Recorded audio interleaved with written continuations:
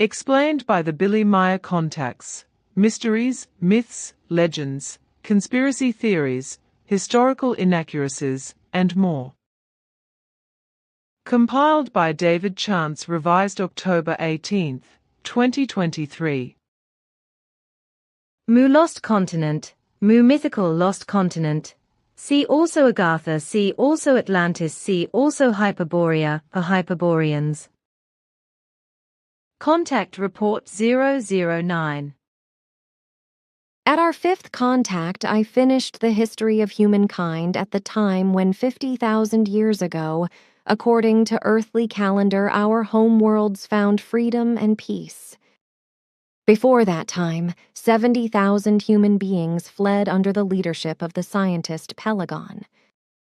With spaceships, which they had seized, they fled through the space out of another configuration of space and time into the one of the Milky Way of the Dern universe and settled on the Earth. Under Pelagon's leadership, there were 200 sub-leaders, scientists who were each responsible for a specific field of knowledge.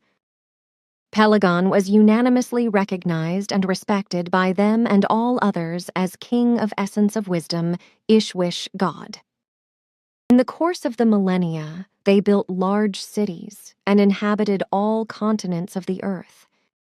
Unfortunately, this only went well for barely 10,000 years before lust for might regained the upper hand and a deadly war raged over the world.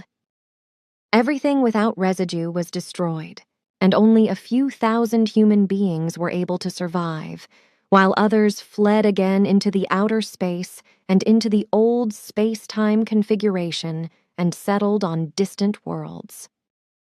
For the next 7,000 years, the Earth was no longer flown to, during which time those who stayed behind became completely wild and degenerated.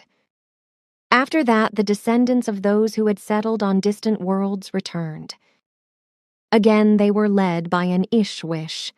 Under such a kind of Ishwish command, the distant descendants later built Atlantis and Mu, two huge cities on two different continents. For thousands of years, they lived in complete friendship and in peace, until some scientists again succumbed to the greed for might and wanted to seize the rule. However, having become tired of the constant wars, the peoples rose against them. Hence they seized spacecrafts and fled into the outer space, according to earthly calendar about 15,000 years ago. For 2 millennia, they and their descendants lived in a neighboring solar system. 2 millennia during which they had become very evil and were only able to uphold a certain regulation under the strictest discipline. Through mutations and researches, they achieved a very long lifespan, which amounted to more than 3,000 years. Obsessed with imperiousness, they left their world about 13,500 Earth years ago and came back to the Earth. Their supreme leader was the scientist Eris, who was also called the Barbarian. As already Ishwish Pelagon, nearly 190,000 years ago, he also had 200 leaders or sub-leaders who were each responsible for a specific field of knowledge. They settled in 2 parts in the far north and in today's America, Florida, whereby they constantly forged ahead to Atlantis and Mu in order to invade them with war. And only a few millennia after their renewed requisitioning of the Earth, they succeeded in completely destroying Mu and Atlantis. Contact Report 055. Great Atlantis was destroyed and sank into the sea through war feuds with the inhabitants of Mu, which lay in the Chinese Gobi Desert. But Mu was also destroyed and ceased to exist, leaving only the underground city of Agartha. Mu had been a land, and likewise the capital. Mu was a country like any other. However, the city on the surface and the underground city of Agartha, each ruled by a man and a woman, were created by extraterrestrials. Neither the country nor the cities were of special importance, except that they had been built and inhabited by extraterrestrials from the Lyra system and also destroyed again. Contact Report 060. As I already explained at an earlier point in time, Atlantis and Mu destroyed one another. The return of the descendants of the former fugitives happened again under the leadership of a god, under whose rule Mu as well as Greater Atlantis and Lesser Atlantis were built. At that time, Greater Atlantis and Mu were the two most gigantic cities which had ever been built on the earth, and for the sake of peace, they were built on two different continents. Again, a high culture was built up, and everything began to blossom. However, the form in which Greater Atlantis and Mu were destroyed was of such intrigues and full of horror that, in the history of the human beings of the earth, it will probably never be paralleled. The intriguers stirred up malicious machinations between the Atlanteans and the citizens of Mu, which led to mutual actions of war. Between both arose malicious hatred and the will to destroy.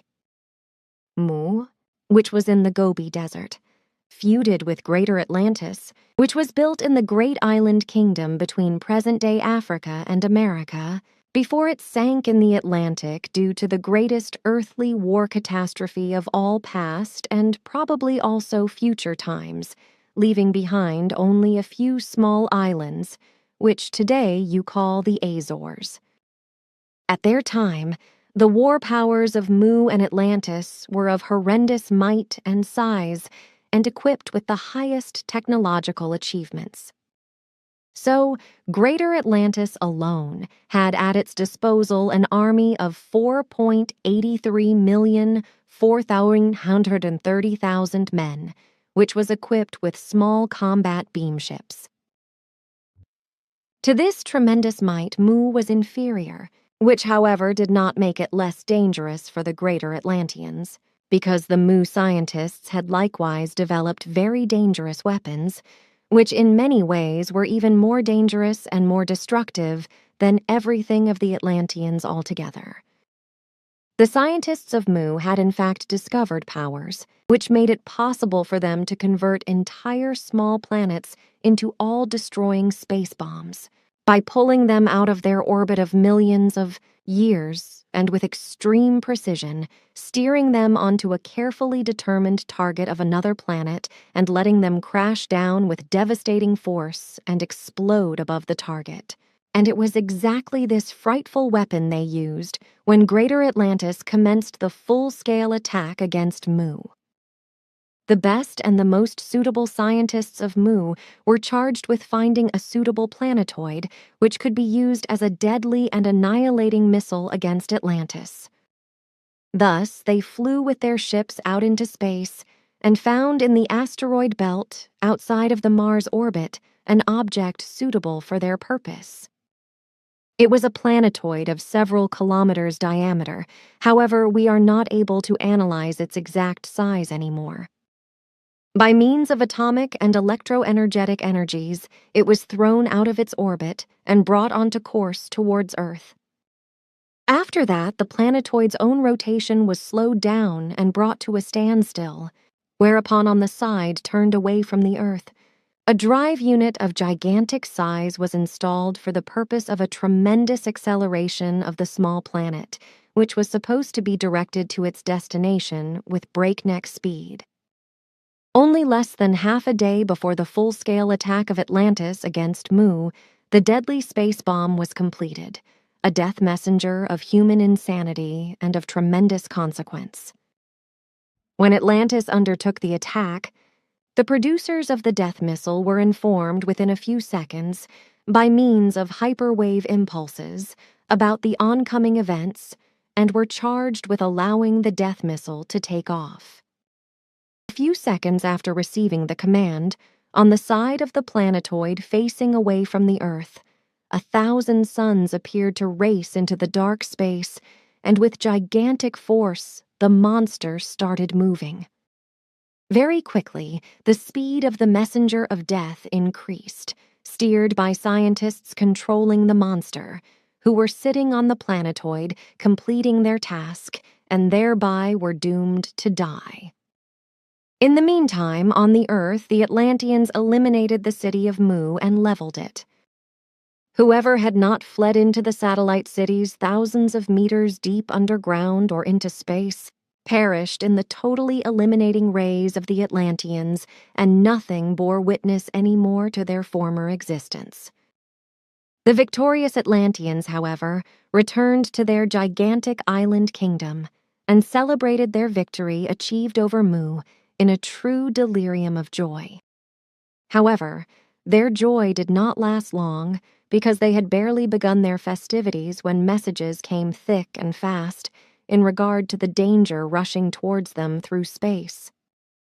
Only a few high government officials and scientists were still able to clear out and flee with their spaceships into space before the catastrophe was unleashed over Atlantis and made it sink into the sea.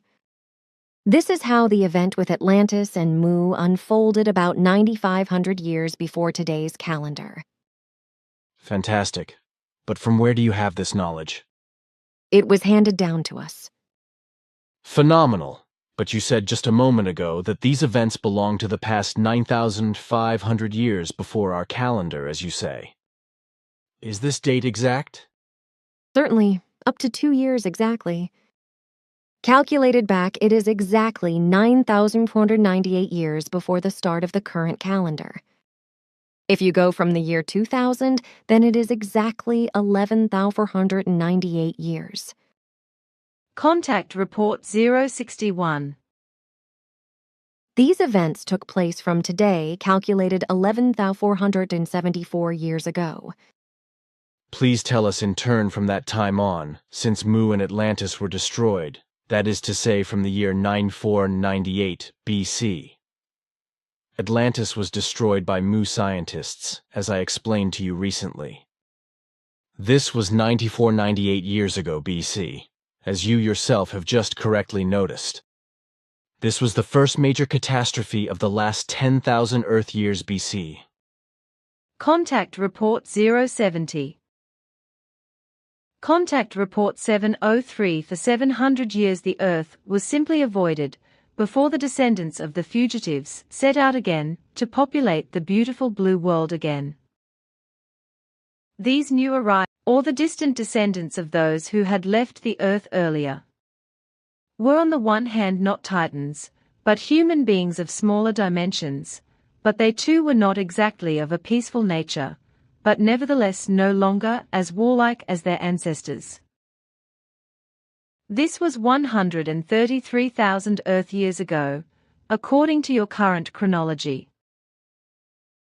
The returnees were led by an Jeshwish with the name Atlant, married to an Jeshwish named Caryatide. In the latest episode, under the leadership of Atlant, the continent of Atlantis, which had been headed for again and again, and used for millennia, was expanded and made habitable, while under the command of his wife Caryatide, Lesser Atlantis came into existence, as at the same time her cousin Muras built the gigantic city of Mu, which, like Atlantis, also found its origin in very early times. Named after Aruz II, the India of today was at that time called Aryan, which, however, split off from Hyperborea after a few centuries. After 210 years, to be exact, and joined with the inhabitants of Mu and Agartha, while from Hyperborea, Aruz I constantly troubled Mu and Greater Atlantis by wicked war activities, in order to become their ruler.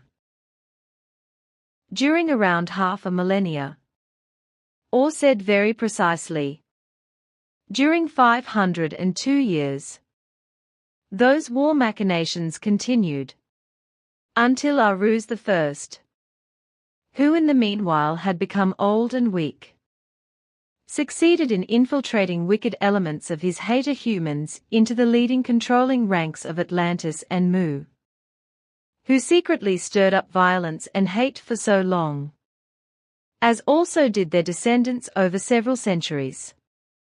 Until, through boundless intrigues, Mu and Atlantis were able to be completely destroyed some centuries later, while the only few survivors were beaten into servitude. Contact Report 150 Destruction of the continent of Atlantis, as a result of a war feud with Mu.